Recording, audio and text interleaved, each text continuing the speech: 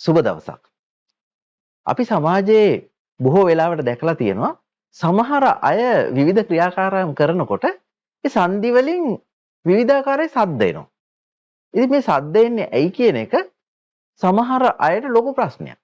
ඒ වගේම තමයි මේක රෝගී තත්ත්වයක්ද? මේක ප්‍රශ්නයක්ද? එහෙම නැත්නම් මේක සාමාන්‍ය දෙයක්ද?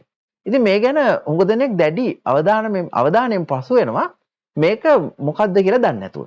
ඉතින් අද අපි කතා කරන්න යන්නේ ඇයි මේ සංදි වලින් ශබ්ද පිට වෙන්නේ? මේක ඔබේ ශරීර සෞඛ්‍යයට ප්‍රශ්නයක්ද? එහෙම නැත්නම් මේක සාමාන්‍ය දෙයක්ද? ඒ වගේම තමයි මේක යම්කිසි අවදානම් තත්වයක්ද කියන එක ගැනත් අපි අද කතා කරමු.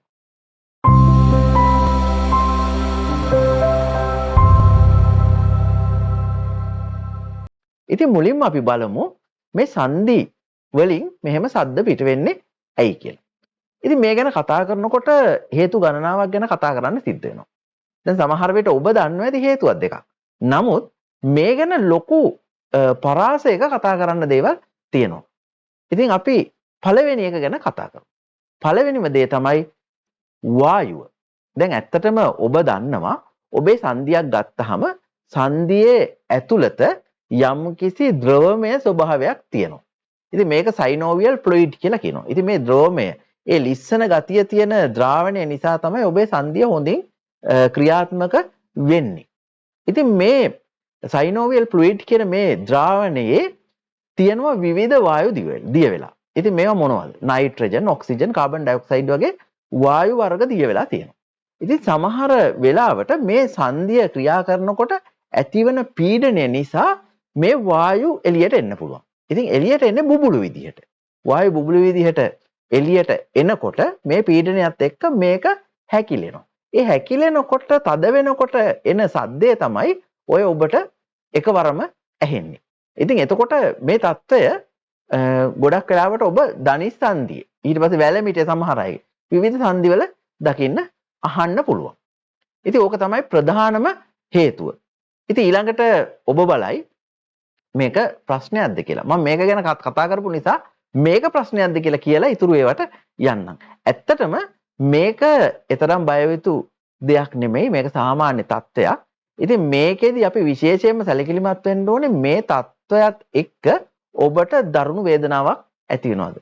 මේ සද්දේ ඇති වුණාට කමක් නැහැ, ලොකු ප්‍රශ්නයක් නෙමෙයි. හැබැයි වේදනාවක් ඇති වෙනවා නම් ඒ වගේම බැලන්ස් එකේ හරි මොකක් හරි වෙන තත්ත්වයක් ඇති වෙනවා නම් අපහසුතාවයක් පීඩනයක් ඇති වෙනවා නම් එහෙම නැත්නම් සංදිය ඉදිමෙනවා නම් එහෙම නැත්නම් රත් වෙනවා නම් රතු වෙනවා නම් අපි වෛද්‍ය උපදෙස් අනිවාර්යයෙන්ම ලබා ගන්න ඕනේ. එහෙම නැත්නම් මේ தත්ත්වය මේ වායුව නිසා වෙන දෙයක් නම් පමණක් ඒක ගැන ලොකුවට අපි හිතන්න අවශ්‍ය නැහැ. දෙවෙනි එක තමයි ඒකත් ඔබ සාමාන්‍යයෙන් දන්න දෙයක්. ඔබේ ශරීරයේ මාංශ පේශි තියෙනවා. මේ මාංශ පේශීන් ගිහිල්ලා අස්ථියට සම්බන්ධ වෙනකොට මේක ටෙන්ඩන් එකක්. එහෙම නැත්නම් ඒක බන්ධනියක් වෙන්නත් පුළුවන්. මේ බන්ධනියක් හරි එහෙම නැත්නම් ටෙන්ඩන් එකක් හරි ඔබේ සංදිය අවට තියනකොට මේ සමහර වෙලාවට මේ අපේ දැන් සංදි හැදෙන්නේ අස්ථි කොටස් සම්බන්ධ වීමෙන්නේ. මේ අස්ථි කොටස් නිසියාකාරව අර ඇලයින්මන්ට් එක වෙනස් වෙලා තිබුණොත් මෙන්න මේකේ ඇතිල්ලෙන සද්දේ. අන්නේ ඇතිල්ලෙන සද්දෙත් සද්දයක් විදියට එන්න පුළුවන්. ඉතින් මේකත් යම්කිසි ගැටලුවක් තමයි. හැබැයි මේකෙත් වේදනාවක් එම දැනනවා නම් ඔබ අනිවාර්යයෙන්ම වෛද්‍ය ප්‍රතිකාර ලබා ගන්න සිද්ධ වෙනවා. ඕක එකක්.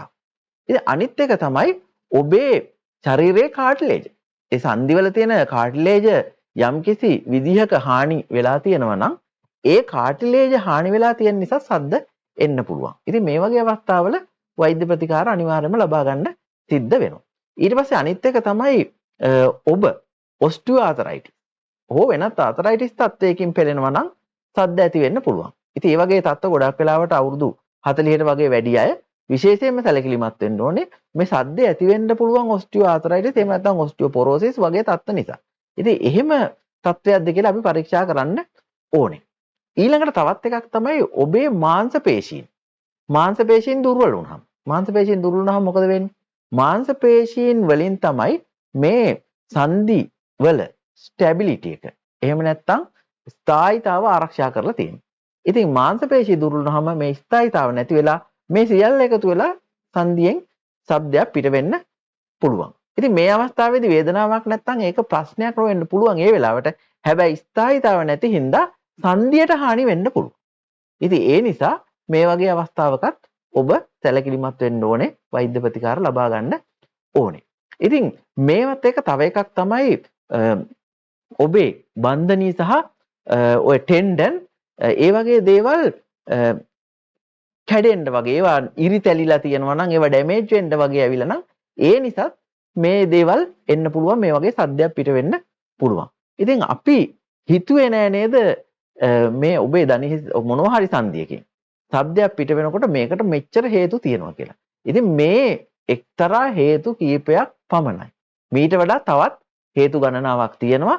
මේ ඊටාම බහුලව දක්නට ලැබෙන යම් යම් හේතු. හැබැයි ඔබ හොඳින් සැලකිලිමත් වෙන කුඩා දරුවන්ගේ ඒ වගේම වයස අඩු අයගේ වේදනාවක් නැතුව එන සද්ද. මේවා නම් ගොඩක් වෙලාවට මේ වායු බුබුලු නිසා ඇතිවෙන තත්ත්වයන්. ඒක අපි බය වෙන්න හේතුවක් නෙමෙයි. නමුත් මේ අනික් කියපු හැම හේතුවක්ම වෛද්‍ය ප්‍රතිකාර ලබා ගත යුතු තත්ත්වයක්. ඉතින් ඒ නිසා අද ඔබ දැනුවත් වෙන්න ඔබට කියන්න බෑ. දැන් සමහර අවස්ථාවල අපි අහලා තිනවා ඔයාගේ මේ දනිස්සෙන් සද්දයක් එනවා නේද? ඉතින් මේ සද්දේන එක හරි ප්‍රශ්නයක් ගිහින් ප්‍රතිකාර ගන්න. එහෙම කියන අවස්ථාවක් තියෙනවා. ඊට තව කෙනෙක් කියන්න පුළුවන් නෑ. ඕක සාමාන්‍ය දෙයක්. දැන් බලන්නකෝ. සමහර අවස්ථා සාමාන්‍ය දේවල් වෙන්න පුළුවන්. සමහර අවස්ථා සංකුලතා වෙන්න පුළුවන්. එහෙමනම් අපි මේක හොඳින් අඳුන ගන්න ඕනේ. මම දැන් කිව්ව දේවල් ගැන සැලකිලිමත් වෙන්න. ඒ නිසා අපි අවදියේ සිටිනවා නම් ඔබ වෛද්‍යවරයෙක් හම්බෙලා පරීක්ෂා කරගන්න එක තමයි හොඳම දේ. ඉතින් මම හිතන්නේ අද මේ ලබා දුන්නු දැනුමෙන් ඔබට තමන්ට තනියම තීරණ ගන්න නෙමෙයි ගොඩක් වෙලාවට මේකේ කියන්නේ යම්කිසි ගැටලුවක් වේදනාවක් තියෙනවා නම් ඉදුමුවක් තියෙනවා නම් ඒක යම්කිසි ප්‍රශ්නයක් වගේ තේරෙනවා නම් ඒ වගේම රත් වීමක් රතු වීමක් තියෙනවා නම් ඒ වගේම තමයි අපහසුතාවයක් තියෙනවා. එහෙම නැත්නම් ඔබට ස්ටේබල් නැහැ. එහෙම නැත්නම් ජොයින්ට් එක ඔබේ සංදිය ස්ථාවර නැත්නම් ඔබ අනිවාර්යයෙන්ම වෛද්‍යවරයෙක් හම්බ වෙන්න ඕනේ. හම්බ වෙලා ඒ සඳහා નિયમિત ප්‍රතිකාර ලබා ගන්න ඕනේ. මේ සඳහා තමයි අපි මේ වීඩියෝ එක කරේ. තවමත් ඔබ Health and Beauty Club YouTube channel එක subscribe කරලා නැත්නම් subscribe කරලා අපිත් එක්ක එකතු වෙන්න. එතකොට ඉක්මනටම ඔබට දැනුම ලබා ගන්න පුළුවන් වෙයි. ඒ වගේම ඔබට හැකියාව තියෙනවා මේ දැනුම ලබාගෙන තවත් අයෙක් දැනුවත් කරන්න. බොහොම ස්තුතියි.